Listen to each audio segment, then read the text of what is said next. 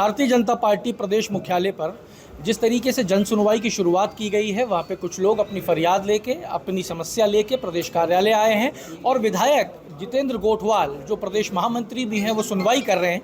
ऐसे ही एक फरियादी हमारे साथ मौजूद है। क्या नाम है आपका? मेरा नाम है जी गोविंद तेवतिया। गोविंद जी, क्या फरियाद लेके आप यहाँ आए हो? सर, मेरे साथ बहुत अन्याय हुआ है, मुझे न्याय अभी तक मिल नहीं पा रहा है। 22 अक्टूबर 2023 को मैं अपने ऑफिस में वाटिका इन्फोटेक सिटी में बैठा हुआ था। क्या काम करते हो आप?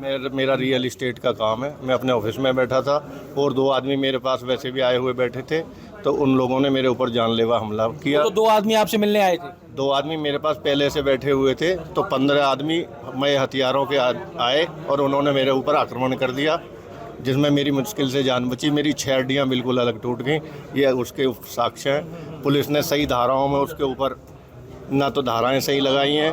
कब का मामला है ये 22 अक्टूबर 2023 का है, जिसे लगभग 8 महीने हो गए। मैं 22 अक्टूबर 2023, यानी कि ये सरकार नई सरकार नहीं थी, भाजपा की सरकार नहीं। उस समय कांग्रेस की सरकार थी।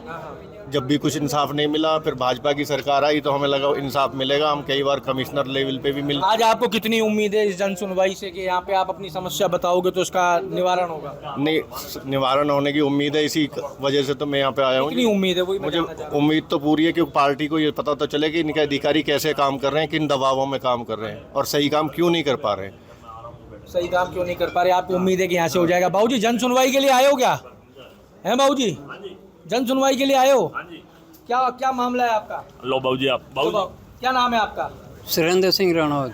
राणावत जी, क्या मामला है आपका? ये देखो आप, हाई कोर्ट का 3 बार आदेश हो चुका है, कार्रवाई नहीं हो रही। आप बोलो। फर्जी इंतकाल है सब, मतलब फर्जी इंतकाल है। ये देखो ना आप, ये आज भी इंतकाल फर्जी है। मेरा नाम है क्या है इसके अंदर? क्या हो गया इसमें? फर्जी इंतकाल खोल कर 30 बीघा जमीन हड़प रखी है सरकार किसी और के नाम चढ़ा दी? और के नाम चढ़ा दी। सरकार के हड़प पर अतिक्रमण कर रखा है सरकार ने अतिक्रमण कर लिया आपकी जमीन पे? हाँ सर, हाँ 3 बार हाई कोर्ट में आदेश हो गया। तो भी महापुरा भीलवाड़ा के रहने वाले हो आप? हैं? तो पूरा मामला बताओ सर, पूरा मामला क्या है? शिलिंग एक्ट लागू नहीं होता है, इसमें आदेश नंबर भी नहीं है, न तारीख न कुछ भी लगा हुआ है। अरे इंतकाल को वैध कर रखा। अच्छा, आज भी फर्जी है। ये फर्जी है और सरकार ने क्या वो कर लिया? कोर्ट के आदेश क्या बता रहे थे आप? सर, ये आदेश हो चुके हैं 3 बार। ये मैं अलग हूँ, ये अलग है, ये आदेश हो चुका है। ये आदेश ना देख लो आप। ये हाई कोर्ट के आदेश हैं। हाँ। हाई कोर्ट ने कहा है कि ये जमीन जो है वो गलत तरीके से ली गई है। गलत है, फिर भी कोई कार्रवाई नहीं हो रही। कार्रवाई नहीं हो अब रही। आज आप यहाँ जन सुनवाई में आए हो, कितनी उम्मीद लग रही है कि सुनवाई हो जाएगी? दूजो कहीं ले है। जब मालूम पड़ेगा ना, ऐसी जन सुनवाई हम बहुत आए हैं, होता कुछ नहीं है। इसलिए आए हैं। उम्मीद से आए हैं कि हो सकता है यहाँ तो सुनवाई हो जाए। सर, मेरी भी सुनी। सर, मैं उदयपुर से आया हूँ, इंद्र कुमार नवलराम नाम है। 14 महीने से मुकदमा दर्ज है। उदयपुर पुलिस कोई कार्रवाई नहीं कर रही भूमाफिया के खिलाफ, और भूमाफिया ने उदयपुर पुलिस को खरीद रखा है। IG SP सब बिके हुए हैं। यहाँ से ऊपर से आदेश होता है, वहीं दबा देते हैं। क्या मामला है? 420 का मुकदमा दर्ज कराया सब किसी भूमाफिया के खिलाफ। आपने? जी। तो आपने कोई जमीन खरीदी थी क्या? जी, जमीन अपने। वो जमीन नहीं मिली आपको? नहीं सर, फिर क्या हुआ? वो भूमाफिया दबा गया सब, ऊपर बिल्डिंग बना ली और अब कोई सुनवाई नहीं है? 14 महीने से मुकदमा दर्ज है सब। 14 महीने पहले तो सरकार ही नहीं थी ये वाली। कांग्रेस सरकार में दर्ज है सर। कांग्रेस सरकार में दर्ज है। अब आपको लगता है कि भारतीय जनता पार्टी की सरकार कुछ राहत दिला पाएगी? इसलिए तो आए हैं सर, कभी कुछ हो जाए। मुलाकात हो गई क्या अंदर? नहीं सर, हम नार सिंह जी जोधा हमारे सुमेरपुर के ही हैं, मैं उनसे मिलने आया था, वो परसों मिलेंगे। अच्छा, जन सुनवाई में नहीं आया अभी?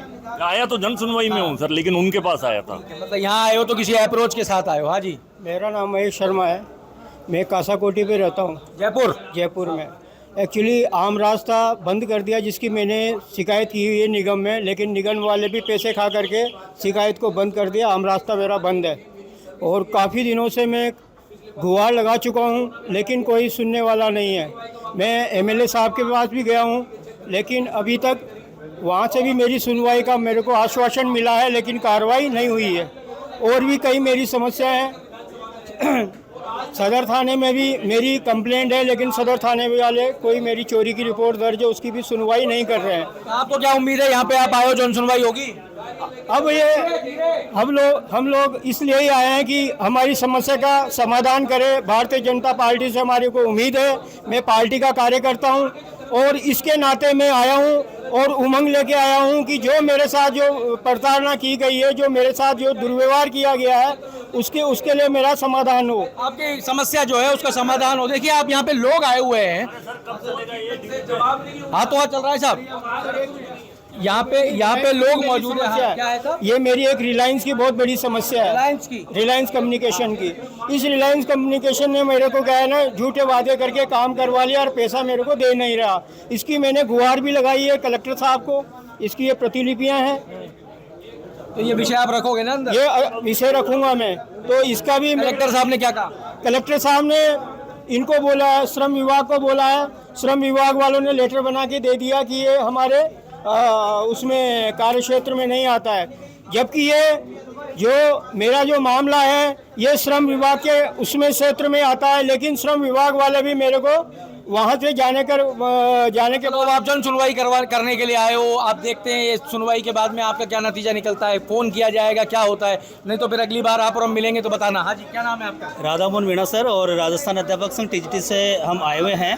और राजस्थान सरकार जैसे ही बनी थी उन्होंने 100 दिन की कार्य योजना में ये घोषणा करी थी कि हम 100 दिन की कार्य योजना में थर्ड ग्रेड टीचर्स के ट्रांसफर करेंगे। फिलहाल 100 दिन हो चुके हैं, लेकिन अभी तक सरकार का कोई 100 दिन में आचार संहिता भी तो लग गई, लेकिन उसके बाद 6 तारीख के बाद आचार संहिता खुल गई सर, तो अभी घोषणा कर सकती है, अनाउंस कर सकती है। दूसरी हमारी जो सबसे बड़ी जो मांग है वो है राजस्थान में वाइस प्रिंसिपल के 50% पदों पर सीधी भर्ती की मांग है, जो कि लगभग 2 सालों से लगातार हम ट्राई कर रहे हैं, आंदोलन कर रहे हैं, और उसका अभी तक कोई रिजल्ट हमारे बीच आया नहीं है। और लगभग 3.5 जन सुनवाई में आए हो, ज्ञापन दोगे, आपके शिक्षकों के संघ की तरफ से उम्मीद कितनी? सर अभी तो उम्मीद है, नई सरकार बनी है, नया जोश है, और फिलहाल अभी नतीजे भी आए हैं। और जहां तक अगर सरकार ने ये कहा था कि सरकारी कर्मचारियों को साथ में लेकर हम आगे बढ़ेंगे, और कुछ संगठनों से उन्होंने बात भी करी है। आप तो अध्यापक संघ के आदमी हो, सरकारों को बड़ा नजदीकी से देखा है, ये जन सुनवाइयों में ज्ञापन का कितना असर पड़ता है ये बता दो। देखिए सर, ज्ञापन का असर तो पड़ता है, अगर ये कागज अगर आगे चलता है तो कहीं ना कहीं अगर चलता है तो असर पड़ता है। ठीक है। हाँ जी, कहाँ से आए, क्या नाम है? मैं एक्चुअल में विद्याधर नगर विधानसभा से आया हूँ। मैं खुद बीजेपी का पदाधिकारी हूँ और नगर निगम कलेक्टर से पार्षद प्रत्याशी भी हूँ प्रेजेंट में। मैं खुद जो है वहाँ सांगानेर क्षेत्र में एक गैस एजेंसी में 32 साल मैंने नौकरी करी है। मुझे कोरोना में वहाँ हटा दिया गया था, और मैं सांगानेर विधानसभा क्षेत्र में आने के तहत ही उन्होंने ऑफिस खोला, तो मैं वहाँ फर्स्ट टाइम जो इन्होंने उद्घाटन किया मुख्यमंत्री जी ने, तो वहाँ पूरे डॉक्यूमेंट्स और वहाँ सारे सबमिट करके आया। वापस जब मैं गया 15-20 दिन बाद में, तो वो बोलते हैं आप तो विद्याधर नगर विधानसभा में रहते हैं। मैंने कहा भाई मैं विद्याधर नगर विधानसभा में जरूर रहता हूँ, पर मैंने सांगानेर क्षेत्र में काम किया है, और मैंने पीएफ और सैलरी मांगने पर ही मुझे कोरोना में गैस एजेंसी ने 32 साल नौकरी करने में हटा दिया गया है। तो मुझे वहाँ पर न्याय मिले और मुझे मेरा पैसा मिले और मुझे नौकरी पे भी वापस रखा जाए। आज तक कुछ भी नहीं हुआ वहाँ पर। वो जो लोग बैठते हैं वहाँ पर, उनका व्यवहार भी ठीक नहीं है, क्योंकि वो कार्यकर्ता नहीं है, न वो पदाधिकारी, न किसी को वो पहचानते हैं। जन सुनवाई में अब जन सुनवाई में यहाँ पदाधिकारी बैठे हैं हमारे साथ के, इनको अभी एप्लीकेशन देंगे, विश्वास करते हैं कि भाई आगे कोई कार्रवाई हो, पर वहाँ कोई आज तक कार्रवाई नहीं हुई। वहाँ कार्रवाई नहीं हुई, यहाँ कार्रवाई की उम्मीद है। हाँ सर, मैं बाबूलाल शर्मा हूँ और आंधी से आया हूँ। मेरी जमीन आंधी जमरामगढ़, नहीं जमरामगढ़, वहाँ मेरी जमीन पे सर किसी ने कब्जा कर लिया और तार बाउंड्री लगा दी। 16 आपकी खुद की? मेरी खुद की जमीन पे, और आंधी थाने में रिपोर्ट जमीन है 16 बीघा। और आप पुलिस के पास गए, फिर क्या पुलिस हुआ? के बाद पॉसिबल रिपोर्ट ही दर्ज नहीं की पुलिस वालों ने। पुलिस ने रिपोर्ट दर्ज नहीं की। पुलिस क्या कहती है? पुलिस बस कहते हैं परिवार आदमी लेके पटक लिया उसको बस। और अगले जिसने कब्जा किया उसने आपकी जमीन के चारों तरफ दीवार भी कर दी। बाउंड्री वो तार बाउंड्री। तो अंदर मुलाकात हो गई आपकी? नहीं हुई, अभी लेके आया हूँ। उम्मीद है यहाँ से कुछ फायदा मिलेगा? जी सर, मेरे को उम्मीद तो है, अब देखो क्या होता है। तो देखिए, जैसा कि आपने लोगों को सुना, लोगों की समस्याएं हैं। किसी की ज़मीन पे किसी ने कब्जा कर लिया, किसी की नौकरी की समस्या है, कोई यहाँ पे कोर्ट के आदेश को लेके आया है और कह रहा है कि हाई कोर्ट के आदेश के बाद भी प्रशासन नहीं सुन रहा है। अब लोगों की उम्मीदें हैं, क्योंकि एक जन सुनवाई का कार्यक्रम शुरू किया गया है। जितेंद्र गोठवाल लोगों की रीच में है, लोग आके जितेंद्र गोठवाल के हाथ में कागज़ थमा सकते हैं, बात कर सकते हैं और मांग कर सकते हैं कि हमारे इस प्रकरण के ऊपर कार्रवाई कराई जाए। अब देखना ये होगा कि जितेंद्र गोठवाल और भारतीय जनता पार्टी इस जन सुनवाई की उम्मीद प्रदेशवासियों में जगाकर कितने % विवादों का निस्तारण कर पाती है। अमर उजाला के लिए जयपुर से मैं आशीष। अगर आप ये वीडियो YouTube पर देख रहे हैं तो हमारे चैनल को सब्सक्राइब करें और बेल आइकन को दबाना ना भूलें। अगर आप फेसबुक पर यह वीडियो देख रहे हैं तो हमारे पेज को लाइक करें।